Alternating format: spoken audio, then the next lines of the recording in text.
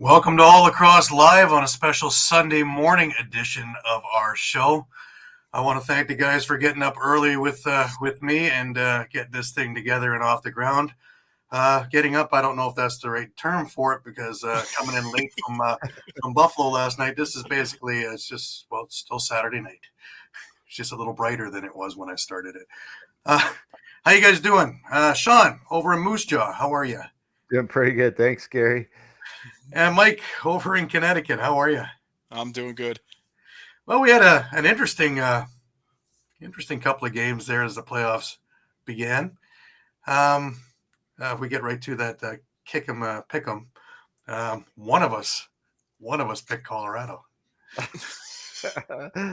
More of just because we can't have all the same picks, but well, lo and behold, we'll get into that game in a little bit. But wow, when the only penalty is with 30 seconds left, you got to wonder, do they have a gripe?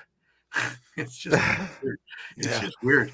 And I saw stuff in the couple of games that I was at. You could decapitate somebody, not get a call, but a simple stick violation, and that's change of possession. I watched an awful lot of cross check from behind penalties that were pretty ticky-tack in the Toronto Halifax game. So I don't know if the league is going to clamp down a little bit on the reffing, going let's not micromanage the game so much. But in their defense, that Halifax Toronto game, if they didn't clamp down early, that would have blown. It was a powder keg ready to explode. There was a lot of tension, especially in that first half. Funny enough, not so much in the second, but in that first half, especially coming towards halftime, there was a lot of ill will. They weren't talking about which bar they were going to for the post-game drink. Maybe to hit each other over the head with bottles. But anyways, Pat will join us soon, and then the band will be all together. Just a reminder to everybody that all the episodes are streamed live across Facebook, Twitter, YouTube, and Twitch, and you can catch all of the action on EOPsports.com. Remember to subscribe, follow, and like, and always share. You can enjoy all the affiliates as well. As you can see, we have a pile of shows. Broad Street Bully Podcast, Philly Press Box Radio, Edge of Philly Sports Live, Bird's Eye Q, Patterson Avenue Fanatics, Talking Philly Sports with Matty B, Devereaux Sports, The Painted Lines, and Party on Broad. And if you missed a show, no worries. You can grab a podcast at all the major podcasting companies, Amazon, iTunes, Google Play, TuneIn, Stitcher, and Spotify. Or you can go to the YouTube page at EOP Sports and catch any of the episodes there. Or if you're looking for our show in particular, you can catch all of our library at all Lacrosse All The Time on YouTube. Remember, you can stay up to date with all sports by visiting EOPsports.com with great articles from our huge staff of contributors. While you're there, also subscribe to our newsletter. If you're looking for a place to just relax and have a few cold ones, as well as some great food, Dolan's is your place to go. 24 East Sellers Avenue, Ridley Park. Music, great times, memorabilia. Check them out at dolansbar.com, or better yet, just head your butt on over to 24 East Sellers and have a beer with the boys. Sherry's Ticket Town. Sherry'sTickets.com is easy to use and has no hidden fees. The price you see is the price you pay. Pay less and play more with Sherry'sTickets.com. Save even more by using the exclusive promo code EOP10. Don't pay hidden fees and save 10%. Why use any other ticket reseller and get those hard-to-come-by tickets to the game?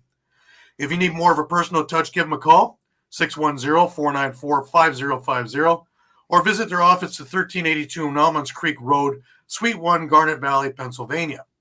Sherry'sTickets.com also have great theater and concert tickets that are hard to get your hands on. Remember, don't overpay with the rest. Save with the best, Sherry'sTickets.com. And for the extra 10%, don't forget to use the EOP10 code. Sports Trips, SportsTrips.com. You want to check that out. They got the big one coming up for Colorado with the Union and with the Phillies. There are a number of other trips on their website. Give it a look at PhillySportsTrips.com. Probably the best prices you're going to get for low prices. And if in one of these trips you happen to be in trouble, David R. Cherry and the Cherry Firm will be happy to try and get you out of it. just give them a call at 610-565-0300 in the Philadelphia area, or go to cherryinjurylaw.com. Workers' comp claims, motor vehicle accidents, personal injury, or criminal law. They're more than happy to try and help you out, and tell them the EOP boys sent you. Holy smokes, we have Pat with us. Even though he's Matty B. Whoa. Matty Whoa. B. Oh man. I'm not as handsome. Oh no. I'm not as handsome as that devil. Well, we'll just have to start with this one first, though, right? We're going with the Wings nest, but we have no Wings game. But I have something for you, Pat. Are you ready? Are you sitting down? Here we go. Your favorite guy. Oh yeah, Yes, sir. Team MVP. That's right. Team MVP of the Wings. Voted by a lot of players. Yeah, I don't know how he got that. I mean, listen, I guess look, participation trophies. I guess it's got to go somewhere. I mean, I would go a little further and say he was a glue for most of that season until Mitch Jones got his bearings and until the team gelled together. So otherwise, it could have been a whole lot worse because he faced 60 shots a night, and if you face 6 shots a night, you're walking around like you've been beaten on with a bone with a bar. So yeah, and like I said. He wasn't bad. It's just the defense in front of him. Again, a day and night. First half he was great. Second half, invisible. But I mean that goes with no defense in front of you. That goes with whole day not making the right adjustments. Yeah, it goes with your opposing teams figuring you out on offense and defense. And like I said, it was really a tough day for him. But guys, again, the Wings season's got to have to be figured out next week or starting next week. They got to start, come to realization what they're going to do in the offseason. Hopefully they get Mitch Jones signed up, because if they don't, you don't want a guy like that walking off your table. Very true. Just a couple other bits of news before we delve into NLL. I just want to remind everybody that the college draft for the PLL is just a couple of days away. And you can catch it on ESPNU, and hopefully you can catch it on TSN here in Canada. But I'm going to see who's next, because there's some fine players getting ready to join into the PLL ranks, and we'll see where that goes. Also, a reminder that coming up, and this isn't too far away now. Time is just zipping along. July 8th at the Toronto Rock Athletic Center is the Rob McDougall Celebrity Lacrosse game, and full day of events, as you can see. You got paperweight, OJLL, McDougall Cup, under 11. And then, of course, it culminates with the Celebrity Lacrosse game at 7 p.m. It's only $10 to get in, and kids under 12 get in for free. Also, silent auction, Camry's Brewery Beer Garden, food, 50-50, live music. Check it out. All the proceeds donated will be going to Kids Sport Ontario. Hashtag so all kids can play. Really a good cause. And if you really like that, 2 weeks from then, you can come and watch all the fans from the NLL come stumbling along at the Fan Cup, because the motto in that tournament is win or lose, we drink the booze. So there's also a lot of auctions and things like that. There's some great stuff. I know I've had some good stuff donated, and some other things have been donated as well. Also, there is, for you San Diego fans, a 4-pack of San Diego tickets good for any game next year. To donate on. There will be a website up closer to the time being. So if you are not in the area, you can still get in on the fun and in on the bidding. So for any of the stuff, jerseys or the San Diego Seal package, or a few other frame things that are really cool stuff. So looking forward to that as well. I'm hoping if anybody's near anything, if they can send me over a Pilsner, that'd be awesome.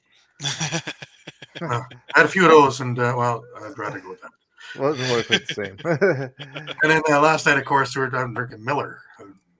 Oh. Okay. Thank you. Rod Jensen stepped down as coach of the Maple Ridge Burrards. Timing and stuff. Second time he stepped down. Who knows? Maybe he has a third trip in him there. But, I was looking at the coaching staff there. Head coach now for the Burrards is Robert Williams. Zach Porter, Devin Reed, and our very own Ryan McMichael are the assistant coaches for the Berards. You mean the Langley Thunder, right? Do I mean the Langley Thunder? That was the logo that was on there. Oh, sorry. Oh, that is the Berards.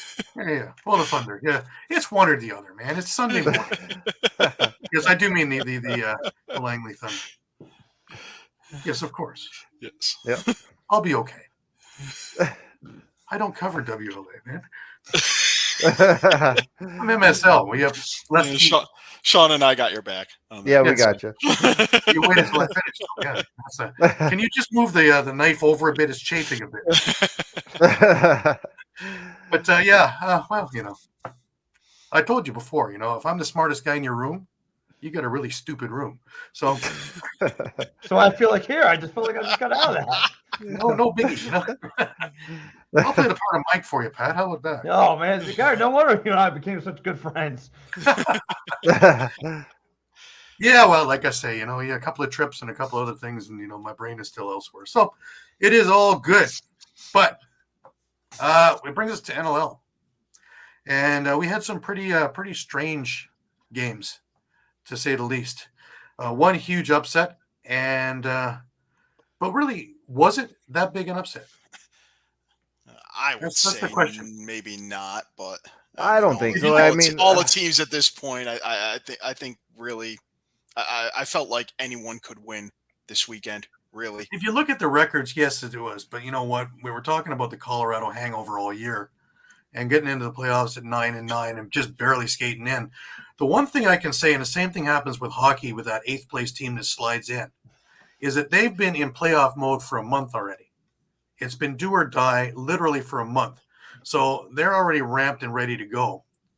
Whereas the team that's been sitting there and already clinched has been on relax mode, trying to save players, rest players, move things in, move things out. And it's tough to ramp it up on a dime. So if there's something to be said about that, also the Dylan Ward factor, I made mention of that in the pick'ems, is whenever he's in there, big game goalie, big game, this can happen. Just ask anybody in Buffalo last year, and where he single-handedly started robbing them, and all of a sudden they're gripping the sticks tighter. Shots that are going in top corner are now going into the corner over the net because they're gripping the sticks just a little bit harder. And it happens. Also, getting Ryan Lee back in time for the playoffs was huge. Their best scorer to go along with Zed Williams, Eli McLaughlin, and the rest of the crew. And sure enough, I have to admit, when I was leaving the Toronto game, and I had the game on in the car just to hear it kind of like radio, and it was already 3-1. And then listening to, it was continually Colorado this, Colorado that. They had San Diego on their heels from the majority of that first half. And go ahead, Shawn. Go ahead. I was just going to say, I agree with you 100%, Gary, that it was in your pick'em. Like, it came down to goaltending. Ward was simply better than Chiliano.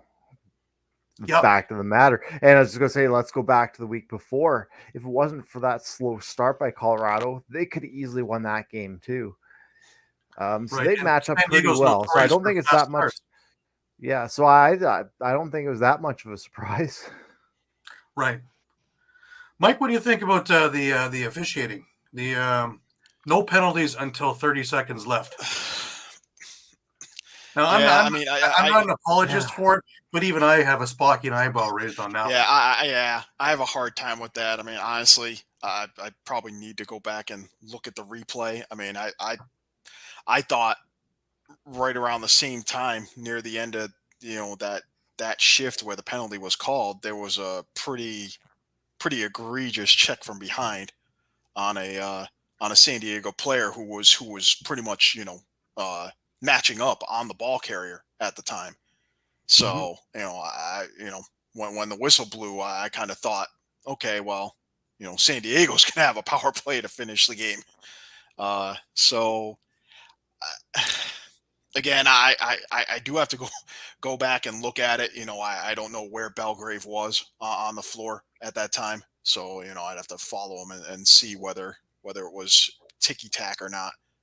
But Yeah, like I say, just with 30 seconds left, unless it's felonious assault, um, that just Yeah, means the ref. that's where I'm at. If it's a penalty that's taking away from a scoring opportunity with 30 seconds left, then okay, yeah, make the call. But if it's something, mid floor that's really had no effect on the play, yeah, especially a tie game with 30 seconds left, I think you got to let it go. Well, yeah, and it looked like San Diego was going to get possession. Then the penalty. Now, of course, Colorado has possession and a man up and final shot. So, and then of course with 1.8 seconds left, it's over. And of course, Pachanga became very, very quiet. But think about that. The entire second half was a San Diego comeback after a pretty dismal start because they were on their heels for the most part in that first. But they really did, and some of the goals, like that Crowley behind the back rebound from his own phenomenal shot, was just ridiculous. Yeah. But to have all that and none of that matters because the refs took it into their hands with 30 seconds left, and you have that. And again, I am the furthest from an apologist for San Diego, for the officials, for any of that. But even I get a bit of a Spockian eyebrow on that one going, I don't know. So it is what it is. Can't change it. Colorado moves on. And, let's get into the East a bit with the Toronto game. I thought that the wrestling was Saturday night, Pat.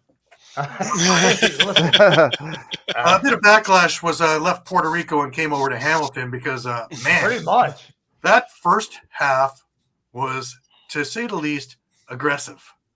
To say the most, they don't like each other at all. I like that kind of stuff. I think it's great. You listen, you're bound for blood. Everybody on the floor is doing everything that they can to possibly win this. Nobody wants to feel like a loser, especially like you said, when you're one of those lower seeds that just sneakily get into the playoffs. You want to prove that you want to put it all on the line. So again, there's a lot of pride there, and like you said, when it gets physical, when it gets nasty, it all comes out to being respect for one another. Like these guys are playing just as hard as we are. This is no day at the beach. We're going to prove that. Again, great stuff all around. Well, see, the Well, it big goes thing. back. Yeah, go I ahead, was Sean. going to say, Gary, it goes back to last year too, right? There's some bad blood between this team, and the Rock did not want to see a repeat of what happened in the last playoffs. Well, it's funny. They had 5 goals called back. Dan Craig got a hat trick called back for an inch here, an inch there. Granted, they're good calls, and all credit to Micah Kersey for being astute enough to challenge a few of these other things. Then the refs couldn't get it together a couple of times. One called it a goal, one called it not a goal, and so we had all these different reviews. There were an awful lot of hits from behind or cross checks, penalties being called. Some of them very questionably ticky tack. Well, go ahead, Pat. No, and that's the thing too. So when a team knows that they're not as skilled as the other team, so listen, you got plan A and plan B. Play A, we're going to try to play you as physical and as skilled as you guys, but plan B is to get physical. And maybe I'm going to get inside your head by causing fights and causing ruckus. And listen, if you're throwing downs with me, listen, I don't care. I got a goon. He'll fight your best player. We'll send the penalty box together as long as I adapt him off the ice or off the floor. And let the other guys play well. That's going to happen too.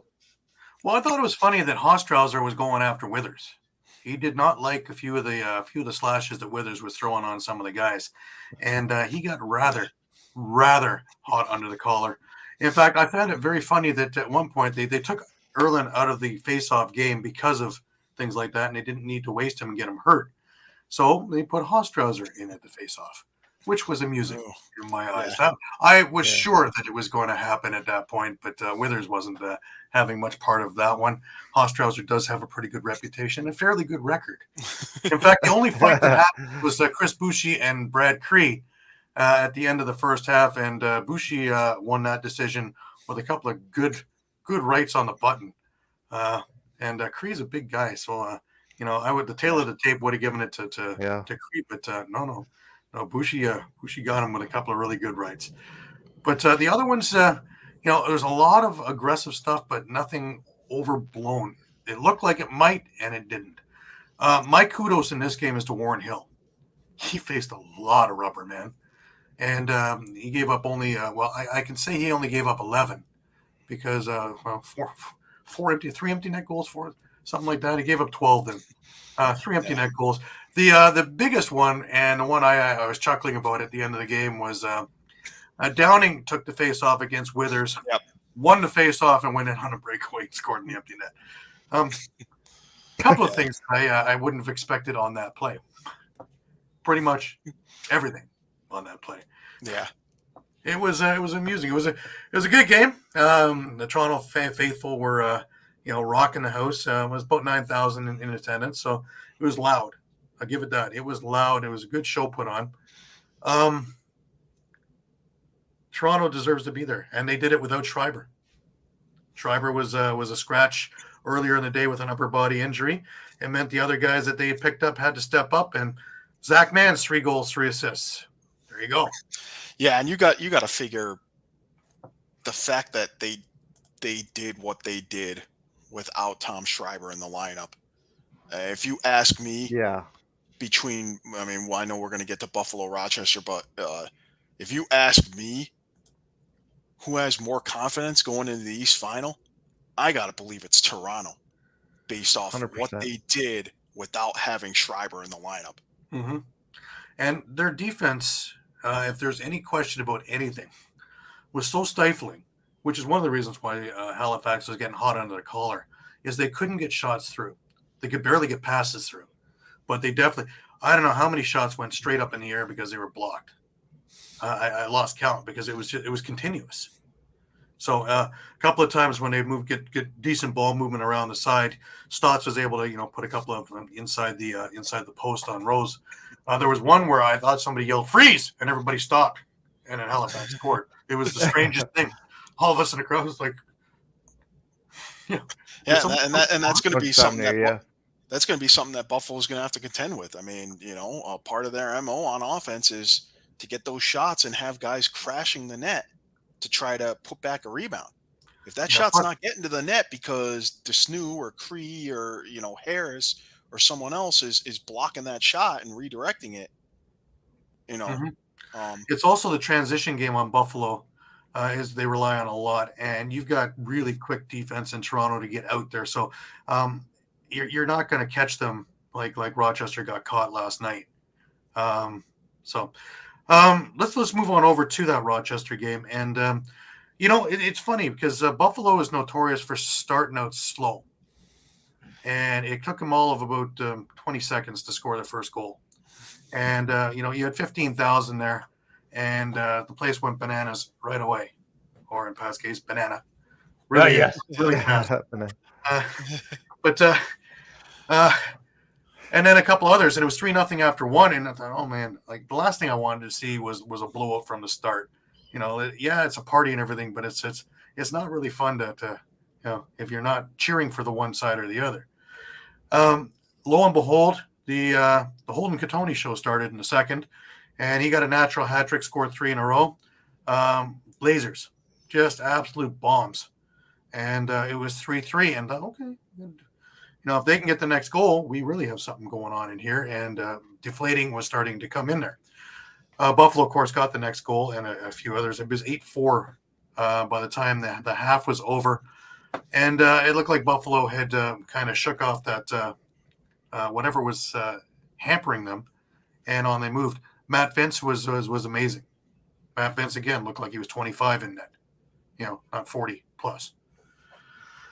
In comes the second half, and obviously Mike Hazen had a message in mind, and right away Rochester got to work with 2 quick goals, and it was 8-6, and I thought, this could be interesting.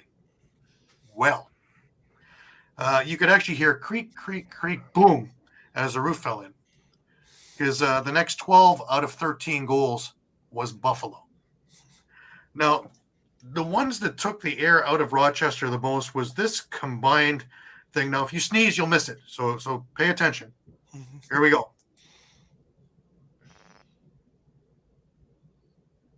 Okay, that was Ian McKay scooping up a loose ball on his side of center and outrunning the team and scoring quickly on Ryland Hartley. About 30 seconds to a minute later,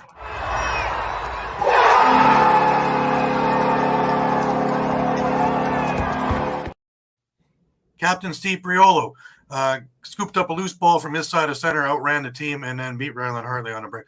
It was the exact same play. Bang, bang. That's like getting two strong jabs. Boom, boom. And then the knockout punches was, they scored 2 more goals in the next minute. So 4 goals in the span of 2 minutes, and this thing was already well in hand.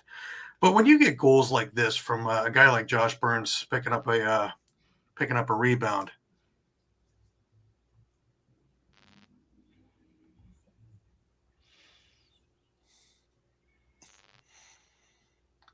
paying the price, mind you, but man, that's just nasty. And the funny thing was that they called that no goal on the floor. They said it was a crease violation, so they had to challenge it, and found out that was a really good goal. Not just a good goal, a really good goal. But and props to McKay for kicking that ball out. Yep. Now McKay, I talked to him after the game. He's willing to do anything. He'll play goal if he has to. They ask him to play offense, he plays offense. Ask him to play defense, he plays defense. Ask him to do transition, push the ball up the floor, he does that. Last night it was mostly defense with a little bit of offense, and he had 2 goals. Josh Byrne had 4 goals and 6 assists. Dane Smith, the great Dane, had 3 goals and 7 assists. So when these guys are all rolling, wow. And Tehoka, this guy's a freight train. I talked to him after the game for a bit, just easy going, but just an absolute freight train. And did he cause havoc in front of the net? Oh yeah. Was Ryland Hartley shaken? Oh yeah. Yeah, the body language into the fourth, when they started doing the turnstile goalie thing with Hutchcraft coming in, then Hartley coming back in, then Hutchcraft coming in, then Hartley coming back in.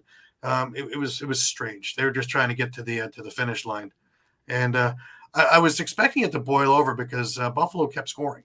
Now, you would figure they would have just kind of put the ball on their stick and started killing time. They did that once they hit 20, but until they hit 20. They were still pretty vivacious and going at it. Brad McCulley had a really nice goal. It's good to see him get on the score sheet. Hartley, he's a great goalie, but he's got a little bit, maturing to do in the league, because they definitely got to him and got to his head. And he wasn't the Hartley we saw at the beginning of the year, who was laser focused. And the book on him was, if you can get him off his game, you can score. Proven. Yeah, I was just going to say, Gary. Yeah. Sorry, Gary. I was just going to say, I heard the exact same thing. Questions about Buffalo running up the score, whether that was appropriate, especially in a playoff game. But at the same point, I'm thinking, look at Buffalo's playoff record and what they've done, especially making the finals and not getting any further. They probably ran up that score knowing that they want to send a message that it's championship or bust this year. Well, Dane Smith said it in a post-game press conference. Last year we were kind of cocky, and this year Toronto is, even though we finished with a better record, Toronto is the favorites, and we're good with that. That puts a chip on our shoulder, and we can go do what we got to do. The other interesting thing in this game is Buffalo's only had about 3 games with their full lineup, so for them to run the score up is more about getting their offense in gear, and it's like holding a practice at that point, and just getting plays set and plays done. Here's Tavares, head coach of the Bandits, with his post-game press conference. Not better. You'll be a little soft on these balls in the first half a couple times, but besides that, not much complaints for me. Told us goal scoring solves a lot of problems. Did you feel like last week when you got everybody in and got a good performance in Albany that you were on the way to building on that? Chemistry building and your confidence growing, and the ball starts going in more. Right? Just having Tehoka and Fraser back, makes a big difference. Right now, you got to worry about more guys. You can't focus on one or 2 players. So when you have to worry about 5 guys, it's a lot more dangerous. And was evident tonight. Josh was on fire. Dave's on fire. Everybody's shooting the ball. Bucky. We got contributions pretty much all the offensive guys. Did you notice that the team raised its level at all because it was a playoff game? Anything in particular? I think the intensity obviously goes up right from the beginning. We had the lead there by a bunch with 10 minutes to go, so we kind of took the pedal off the gas a bit in terms of trying to score. We're just trying to kill the clock, which gets a little boring. But I think up until that point, the game was very intense for us, and we were taking every shift like it was our last shift. What's it like having Matt back there? How does that kind of facilitate? Well, it gives everybody a lot more confidence knowing he's back there, right? He's definitely the backbone to our team, and he's playing well like that. Guys can take a little bit more risk. They can leak early if you have to. So when you have that confidence in your goals, you can just do a little extra. How important was it to shut down Rylan Hartley, a very good goaltender at Rochester? Yeah, he's had 2 great games against us, and we took a lot of quality shots at him. I thought he played well early, and just the quality of shots eventually got to him. It's tough playing. I know, like watching you got him play in that, it's a difficult position to play, and we have a lot of great goal scorers, so he's in a tough spot there. So he had a great season, and he's a young goalie. He's going to have a great career.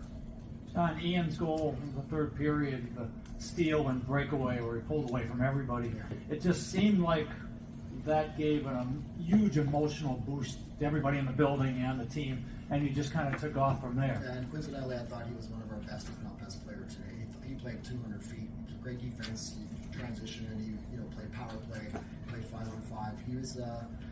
He was great for us, and I think that was was it a turning point, maybe, but definitely things that we want to do is get a transition opportunity and make he's really good at creating transition. And then you end up getting 4 goals in 2 minutes or whatever it was, yeah. We've asked him to play offense, he did great. We asked him to play defense, he's done great. Now we're asking him to do both, and he's doing great. So he got the player of the game for us today. So kudos to him. Keep building on successes there. He's been great for us all year. Yeah, that about says it all, really. And you talked about Fraser and Nanticoke. Fraser had a goal and 2 assists. Nanticoke had 2 goals and 2 assists. But integral parts, because I mentioned it before, when you have all those extra pieces, you can't key on Smith and on Byrne. So these guys are free to do what they want to do because you're keying on all the other pieces that are moving, because if you key just on them, the other pieces are going to kill you. So Toronto's got their work cut out for them, but so does Buffalo. It's going to be a great series that starts next Friday in Buffalo. Weird schedule because they're back-to-back games, right? Friday in Buffalo, Saturday in Hamilton, and then if there's a game 3 needed, the following Saturday in Buffalo again. So it's going to be a crazy weekend. Yeah, like Man Cup, man, where you have 7 games in 10 days. It's pretty cool. Yeah, but that brings us over. So go ahead. No, for sure it's going to be a battle. And listen, if Buffalo wants to hang with a team like Toronto, now listen, I didn't see a lot of Buffalo, but I'll tell you what, from what I've seen from a team like Toronto Rock, you better be on your A game. There's levels of competition, and they sit at the top of the mountain.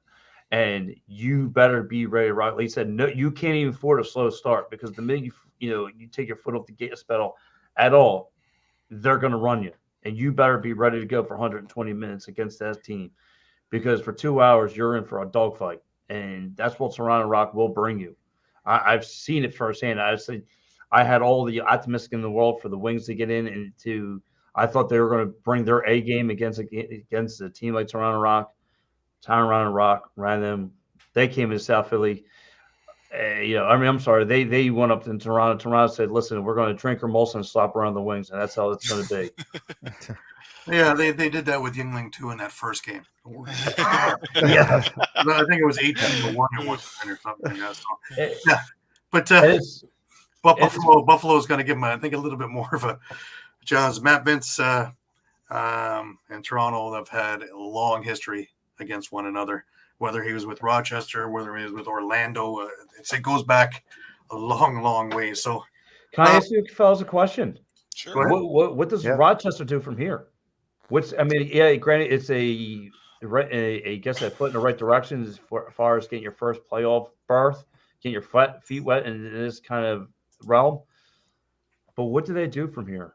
There's things they're going to have to work on against the slow starts for them. Happens. Where do they go from here? Sure. I mean, I think, I think, yeah, at least for the short term, their team is pretty well set. Obviously, you had to give up something big to get Fields. Um, that ended up being Bertrand and a first rounder. So they won't have a first round pick this year, but I think there are pieces in place. I think you also need to consider that they had a number of guys who were out for long stretches. Um, you know, Thomas Whitty was out for a while. He's going to be a young, key young defender on the back end. Corey Highfield was out probably just about the entire season. I think. Yep, that's right. I'm not sure if he even got into a game or not this year. No, he didn't. But that was he was a key piece of their transition last year. Right. So honestly, I don't know the timeline, but that certainly Highfield's injury could have facilitated their acquisition of Brad Gillies, just to beef up their transition. Well, they also have Thomas Vella, yeah. also, who they can probably find a place for in their lineup too, who's a good player. Right. Yep. So that'll Yeah, help. I was going to say, I think their biggest downfall, and I think Gary put it, is, and I don't think it's a guy you got to get rid of. I think Gary hit it on the head. It's about maturity, is Ryan Hartley. I think it's just going to come with time and just not lose your head, keep your composure. That's their biggest downfall right now, I think. And it's just a time thing. It's just going to take time. He's a young goaltender. He's just going to have to learn these things. Well, just look where they came from last year or the year before to where they are now. That's really a pretty surmountable change from bottom feeder to vying for the conference final. So, I wouldn't hold their heads down. They've got some really great pieces. Mike's right. The pieces are in place. Fields, you've got Ryan Smith, Thomas Hogarth, you've got Curtis Knight. You've got a lot of pieces that can really work, and they're not old, so they can work together. Whether they keep Paul Dawson that much longer, I don't know. That's up to Dawes. But he probably got another year or two left in him, anyways. So, but as things go along, and even if he doesn't, I think he had injury problems this year too. So there wasn't much of a transition game last night. Yeah, and I would say even if Paul Dawson decides to hang it up, it's clear that Ryland Reese is going to be their anchor, and their cornerstone guy for years to come. And he doesn't need to be the tough guy either, because you got Tyler Biles who's there, who will take on anybody who's a real tough customer. Yep. Exactly. So I think that Rochester's in the right. I don't think Dan Carey should be making many substantial moves, not like last year where he had to change the whole face of the team. I think now it's just to build on and get some maturity in there. The pair of goalies he's got with Hutchcraft and Hartley in a normal setting is fine. Of course, it's dialed up to 42 in this type of a game, and being in Bandit Land doesn't help because that on the best of days is a tough place to play for anybody opposing. So so I mentioned that about Hartley, but in all means it didn't mean like get rid of him. It's just a timing thing, right? He just needs more time to grow and be more mature. That's it. I don't think you need to get rid of him at all. No, he's going to have a good career in the NLL. Yeah, he's already shown how good he is in transition. He is almost at the Christian Del Bianco thing when it comes to transition. He's quick and he can get the ball up the floor. Yep. He's accurate passing. It's just to keep his head in the game. We don't want to go down the Matt Royk idea where good until something goes up and then, hello, over here, man, over here. Yep. And then by that time, 3 or 4 have come in and it's just collapsing. So yes, what's your guys' take on Mike Hazen, the head coach of the Rochester Nighthawks? So far, is the first, he gets himself in this playoff game. What's your take on him and how he coached in last night's game? Hazen's record is, without a shadow of doubt, excellent. He's had 3 championships with Rochester, with the old Rochester team. He was a hell of a player, and as a coach, he's a good coach. He's probably a good coach for the younger team there too, because he's got patience and set plans. And adding Gavin Prout onto his offensive strategy this year, you could see right away some of the systems that they were setting was Prout's what he was coaching in ALL and coaching in junior. So, give him a year or two to try and sort it out with his coaching staff and stuff. But Hazen's a solid coach. I wouldn't let him get away. Yeah, I think that's a great word, Gary. Patience. I think that's the perfect way to describe this team. Just have patience. The pieces are there. It's gonna come. Just have patience. Yeah. And they're one of the more exciting teams to watch throughout the year. So, when you have someone big like Hogarth in front of the net also to scoop and have good hands, it's always a handy thing because, I'm screaming till I'm blue in the face in Toronto about getting somebody inside. Well, you have a guy built inside who can score inside or out and, chooses to camp in. That's gold. In this league, that's gold. Yep. Absolutely. All right, let's turn our sights into the last game of the weekend, and that was Panther City and Calgary. And Shawn and I both had the same idea. Shawn's wearing the regular Calgary old colors. I'm wearing colors. So we obviously had this game picked. Yeah. But what a weird game. What a weird game. It had a little bit of everything. You really didn't know until midway through the fourth how this thing was going to turn. And then, of course, we've talked about it many times, is the Del Bianco, thing that, just shuts other teams down. And he was good as gold in that fourth. But interestingly enough, that was a really, really great first half. And I was lucky enough to catch a lot of it in Cobblestones at the post game with the Bandits, and we're all watching that game because it was on the big screen there. And wow. Yeah, for a second there, I thought, were we going to see another upset in the West? Yeah, absolutely. Eduardo. They did give him an excellent run for their money, and you know what? Again, another matured team might have been able to find a way. And, it is what it is. They have, a little ways to go. But, they'll get there. But they have the pieces too. Yeah. Another one. And I think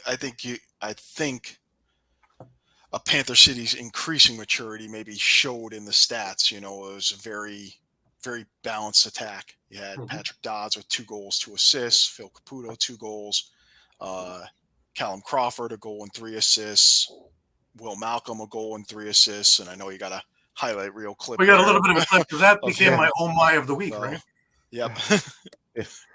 Yeah, my oh my of the week. If you're let's have a look. Malcolm looking for the dunk. Yeah, that one doesn't come close. And Brennan saying it was in.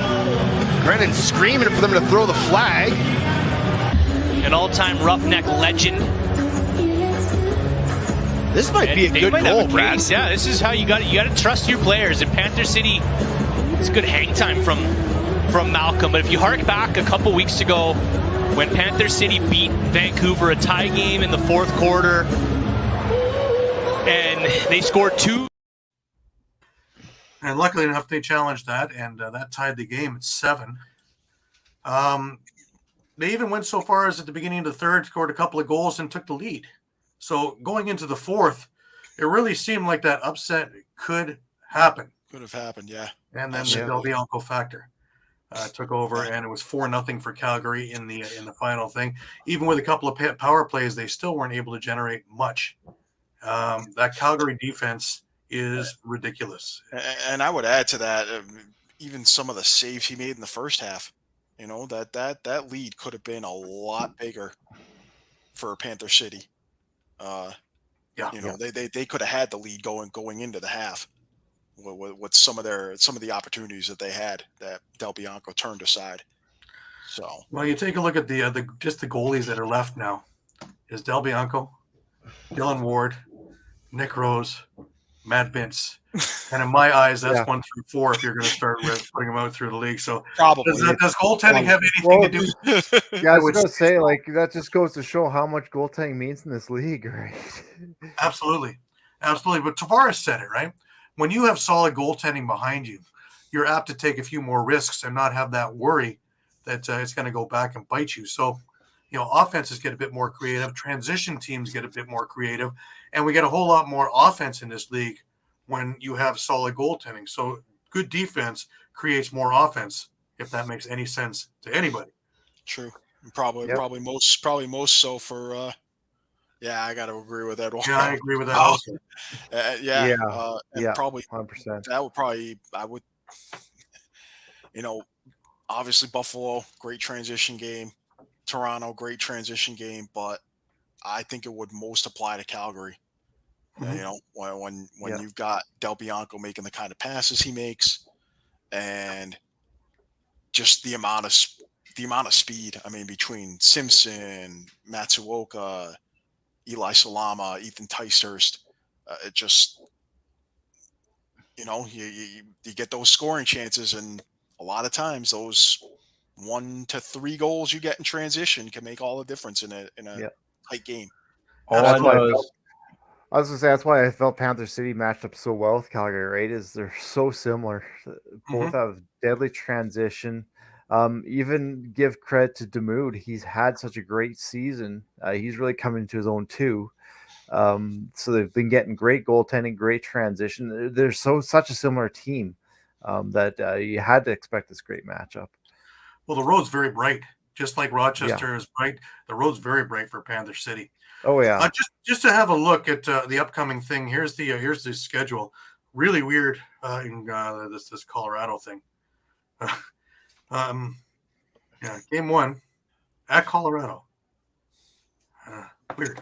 Yeah, I'm not really sure about it because weren't the higher seeds given a choice of whether they wanted to host game 1 or game 2? I'm not sure about that one because I was told in Toronto when they won Friday that the game would be Saturday in Toronto regardless, and if Buffalo won, it would be Friday in Buffalo, Saturday in Toronto. If Rochester won, it'd be Saturday in Toronto and Sunday in Rochester. So I really don't know how they did this, tell you the truth. But I just find it odd that a Thursday game in Colorado, that should be an exciting one. Yeah. And then, game 2 in Calgary on the Saturday, and then the following, if necessary, in Calgary again. So did the teams just take up hotel rooms? It's a long stay. Ooh, Eduardo look coming at that already. So we got a Toronto-Calgary final, according to Eduardo. I smell it. I'm on Eduardo's side. All righty. There it is. I'm still on the fence. I'm still on the fence. Yeah, that Calgary Toronto will be in Toronto Buffalo on Friday. I would love to join him, but unfortunately, I have to work. And Saturday, Hamilton is where I will be. I will be in Buffalo if there is a game 3. I will put that right to the test there. No problem. And then what I'll do for finals, I don't know, because my frequent flyer miles is getting a little thin there, and I have to try and figure out the San Diego Worlds too. So we'll come to that when we come to that. A couple other bits of news, Shawn. Saskatchewan. Derek Keenan put out a letter thanking the fans and apologizing to the fans at the same time. Yeah, a little bit of a interesting move. You don't usually see something like this, I don't think. But I think missing the playoffs. No, I think this missing the playoffs twice now is really eating up on Derek Keenan. He's not happy about it. I'll maybe quickly try to go through the letter here. Dear Rush season ticket holders, I'd like to first thank you for your continued support to the Saskatchewan Rush Lacrosse Club. Our enthusiastic fan base is like no other in the National Lacrosse League. You're simply the best. For the second consecutive NLL season, we have disappointed our fans, sponsors, and the entire province of Saskatchewan by not qualifying for the NLL playoffs. Missing the playoffs 2 seasons in a row is unprecedented since the Rush moved to Saskatoon in the summer of 2015, and it is unprecedented in my entire lacrosse management coaching career at any level, including the National Lacrosse League. The entire Rush organization is obviously not satisfied with the performance of the team. I've faced similar challenges before in my career, even with the Rush. When the team was in Edmonton starting in 2006, they were a non-playoff team for the first 4 years of their franchise. I was given the responsibility of turning that franchise around in 2010, with mostly a veteran team, became a playoff team in my first season. We took a step back in 2011, and that's when the full rebuild from top to bottom began. Through the draft and smart use of all assets, we made the NLL Finals in 2012 season, and from then to the time of the pandemic ended in 2020, we had by far the best regular season winning percentage in the league and went to 4 more finals and won 3 championships. I plan on overcoming the challenges that are ahead once again. Rest assured that every inch of the lacrosse operations will be audited, and I will evaluate what needs to be done to turn this franchise around again. I have full support from ownership to any and all resources needed to do so, and I won't rest until this team returns to where it belongs next year. We are not accepting this performance, and we will do everything possible to return the Rush to NLL prominence. Unlike some other professional sports and sports in general, turnarounds can happen very quickly in the NLL, and I have proven this. I am honored and grateful you have trusted me with the Rush for 14 years, and I'm asking you to trust me one more time.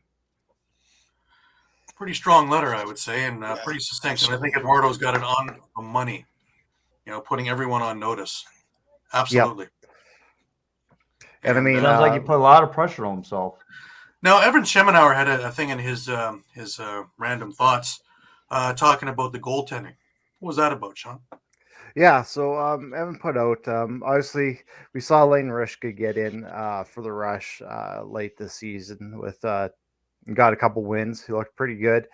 But as Evan put it, it's kind of now you look at what direction the Rush going into. Are they going to go, a playoff at all costs? And maybe you're not looking at a Rushka, you're looking at a more veteran guy like maybe a Jameson or a Chiliano, or are you going full rebuild and you put your trust in the young guys?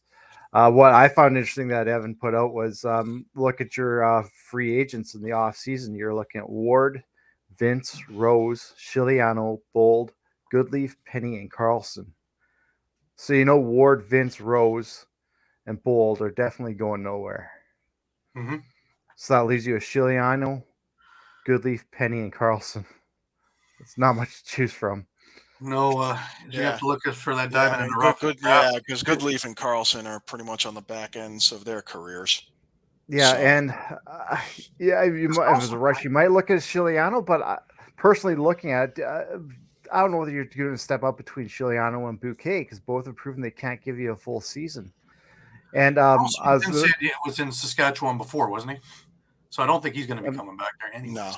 No. And if you get a chance to listen to Cody Jansen's podcast, he had an interview with Derek Keenan, and it was actually pretty good. So they talked about the goaltending situation, and he told Cody that he really liked what he saw out of Rishka, but he doesn't know whether he's a full-time starter yet.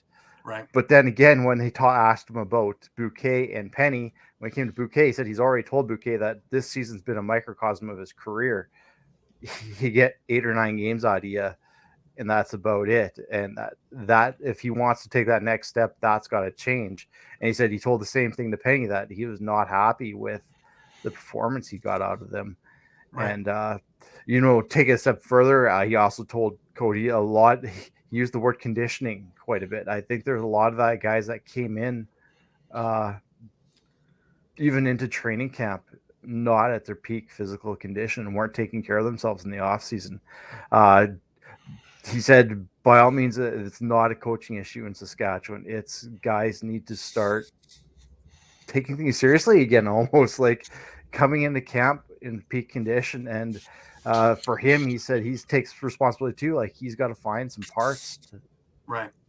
It's odd though. You go from the top of the heap to just below middle, and all these other things are falling apart too, because in Saskatchewan, during their title runs, man, you wouldn't dare come in out of shape because there was no spot for you, period, if you wanted to play. So it's funny how it's fallen to where it is. So if anybody can write it, I'm sure Derek Keenan is the guy to do it. So military camp coming up real soon. Well, and you know what? That's why I wouldn't be surprised if you see some big moves coming, because and some veteran guys moved because it's going to be like, if you're not going to show up, if you think you got a spot just there for you, forget about it. There's a lot of young guys coming up on this team, and if you think Yeah. you're a veteran and your spot safe, he'll move you. He's also stockpiled a lot of draft picks over the years, so he can go draft whatever he needs. Yes, yeah. I mean, they'll be drafting 5th in the first round. That's what and I I like. think he's got 4 second-round draft picks. I think so. My initial thought is, it's good to hear, what he said about the podcast about it not being a coaching issue. I think we've clearly seen that Jimmy Quinlan's the right guy for the job. He is the right guy. Yeah.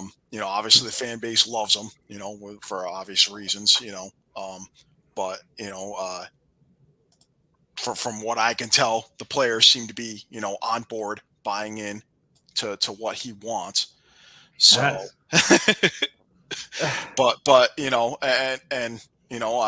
think he like you said, he's going to demand accountability for, for guys getting in shape. That's going to include the veterans. If the veterans aren't going to be in shape, they're going to be shipped out. Yeah, or just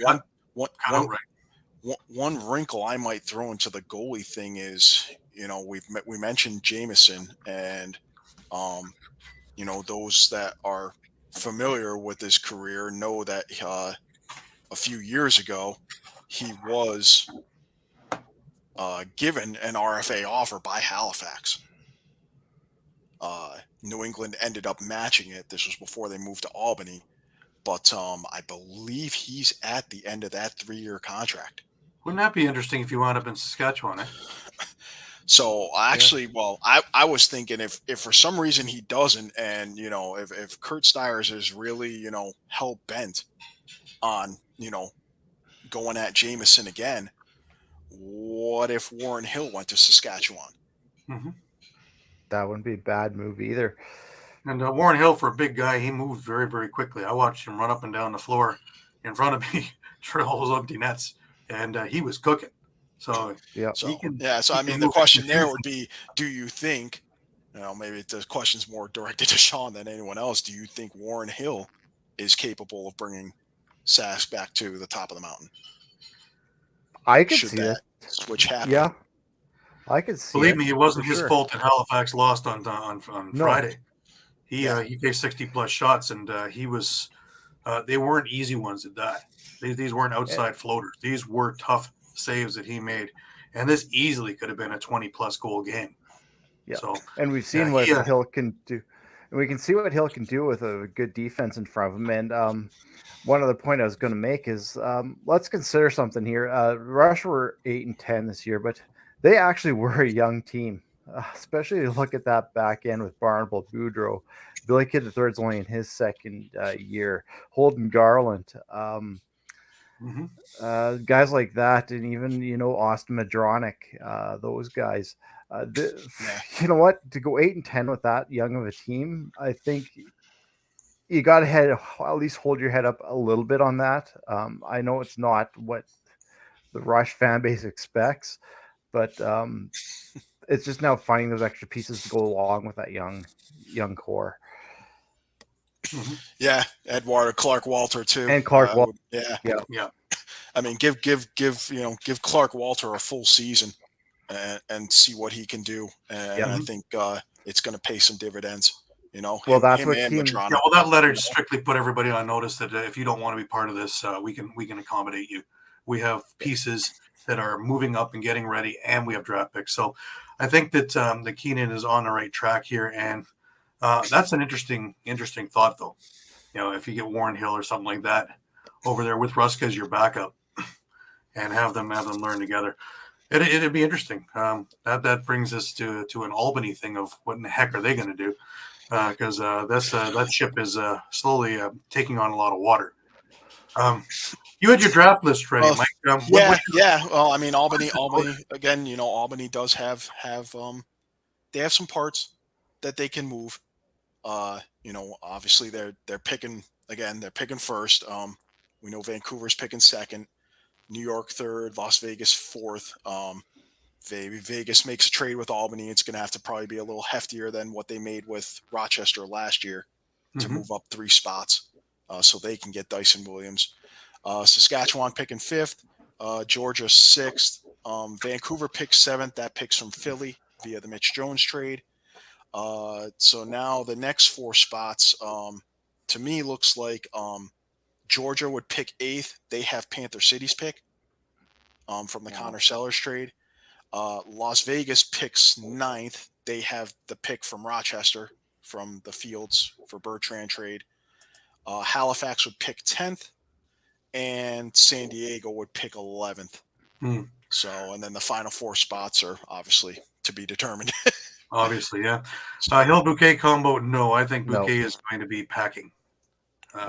Myself. Yeah, they're going to want to bring Rushka around, so they're going to have him at least a backup if he's not starting. Curious to see how that's going to play out, but we also, we didn't touch upon Vancouver and the pieces and the parts that they need to pick up because Bold, will he be back for another year? I think so. I think he will be. I think he will be. Whether he's starting or not, that's obviously that's going to be up to Troy accordingly. But he knows he has certainly a capable veteran, is capable of playing, keeping team in games. He's someone that has championship experience. He has someone that is a good mentor. So, and so let them develop Aiden Walsh. Whether they're going to do the same thing like Rochester's done with Hartley, throw him in the fire and just let him mature that way. Honestly, Calgary more or less did the same thing when Frank Scigliano wasn't working out for them. They went to Del Bianco and they just stuck with him, and he's made the progression and shown the maturity and has grown into certainly a top 5, maybe top 3 goalie in the league. So also has a championship in his back pocket too now, right? So yeah. So same thing could happen for Walsh. Same thing could happen for Rushka. It just we don't know. So, but you also got see to some of the give other those pieces chance. on Vancouver, right? So I don't know if Sean Evans will make that trek because that's grueling. Going from Peterborough to Vancouver. Just ask Thomas Hogarth when he did it. He hated it. He was so happy to come to Buffalo that he only had to drive a couple of hours, but to fly every single week is just nonsense. And I've been giving a lot of thought to that thought with Sean Evans too, because we know the kind of game he plays, and especially if you have a young core, being down with a guy in the box quite often. Yeah, I don't know if that's the best way to move forward. It's also, does Sean Evans play full summer ball too? Will he be that apt? Because his kids are old enough now that I'm sure he wants to spend weekends with them, and he's had a good enough to be a Hall of Fame career already.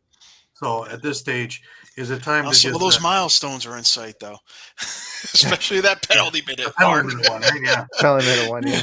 So he can play 2 games next year, and that'll be the end of that. Yeah. Well, we will see what happens with that. Top 5. He's top 5 in points now, right? All time, I believe. So, but you have to take a look at Vancouver as a whole. Is it part of Cordingley's vision? Is this what he wants moving forward? Because now he inherited the mess that he took. Now it's his.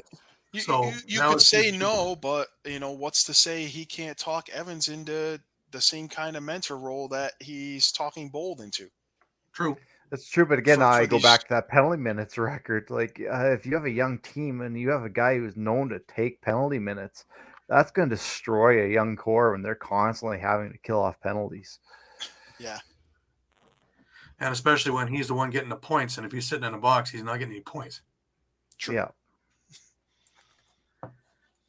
This is a bold prediction. Conference final. Ooh.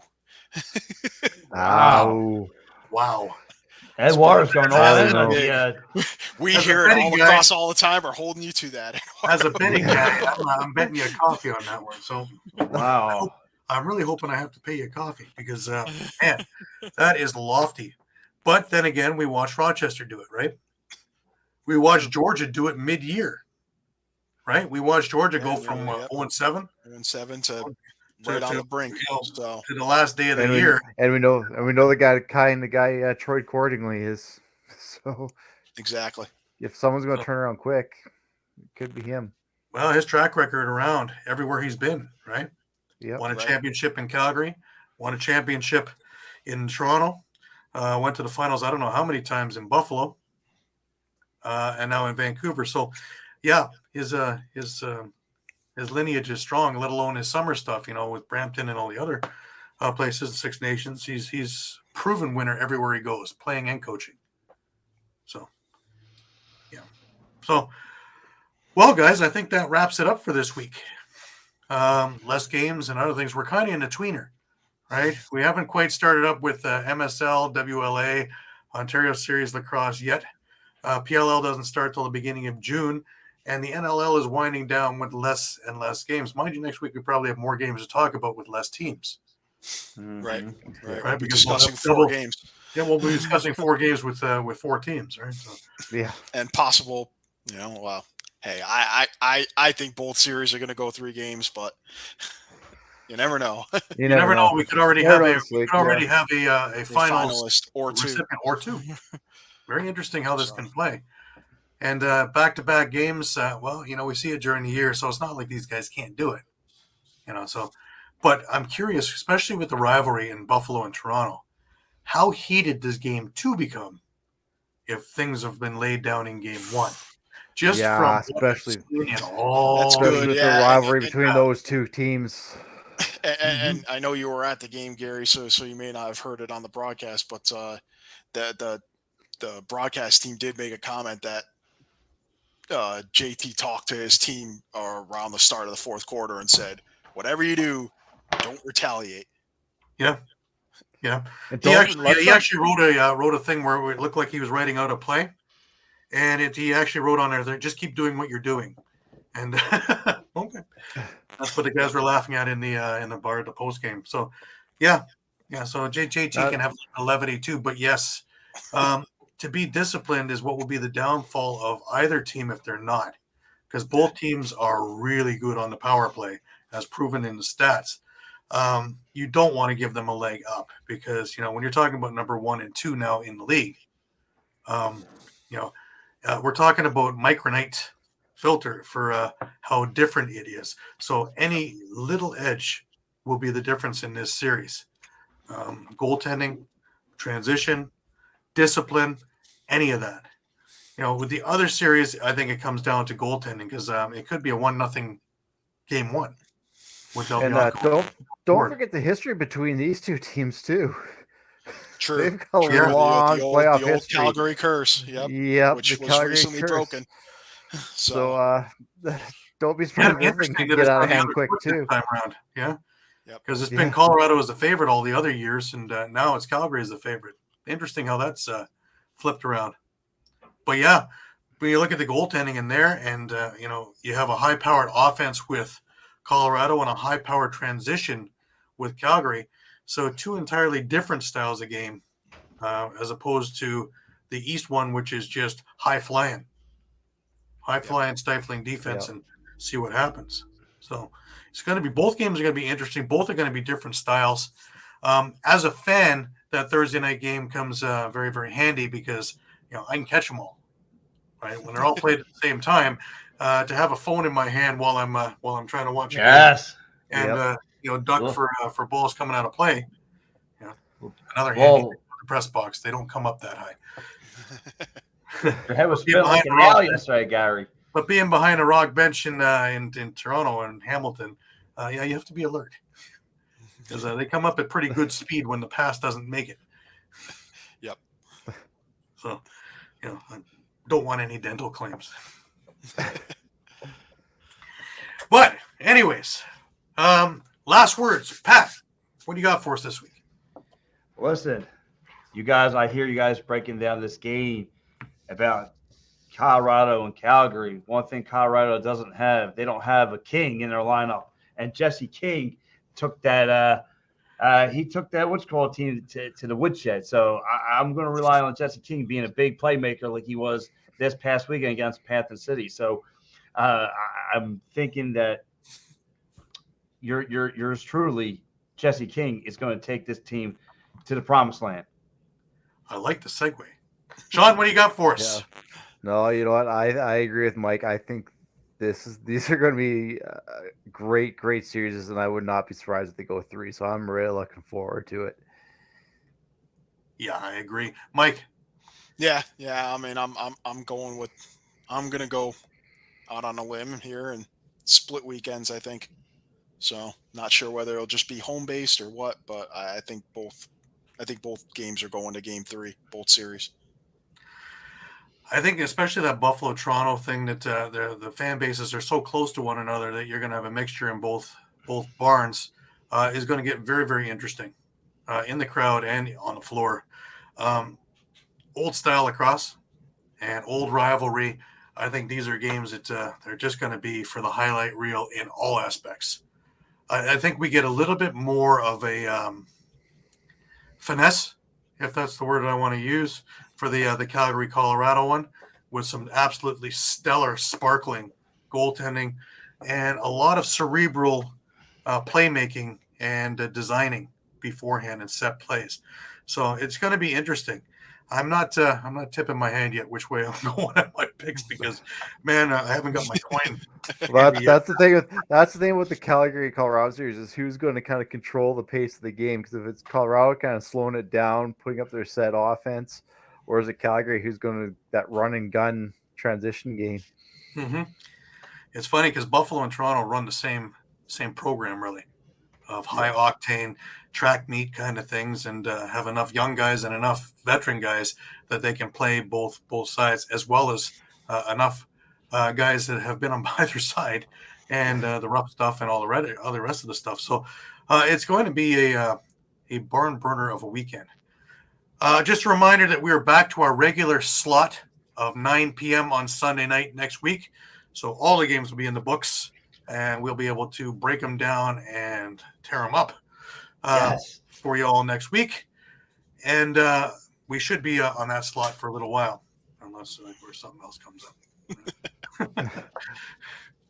Like a travel, like a Saturday night in Buffalo. Anyways, for Pat, who's over in Philadelphia, for Muffler Mike down in Connecticut, for Shawn Slaght, who is in Moose Jaw, and for me over in Toronto. God, we cover a lot of ground, don't we, boys? Yes. This is all Lacrosse all the time. Remember, you can catch us on Facebook, on Twitter, on Instagram, and on YouTube for lots of extra stuff and extra reports, interviews, news, recaps, anything that you need, you can find on our pages as well as on eopsports.com. Check us out a couple of times a day because the news is always changing, and we are with a thumb on the pulse of the situations. For all the guys, I wish you all a very good week. Thank you again for jumping aboard with us, and we'll see you again next week.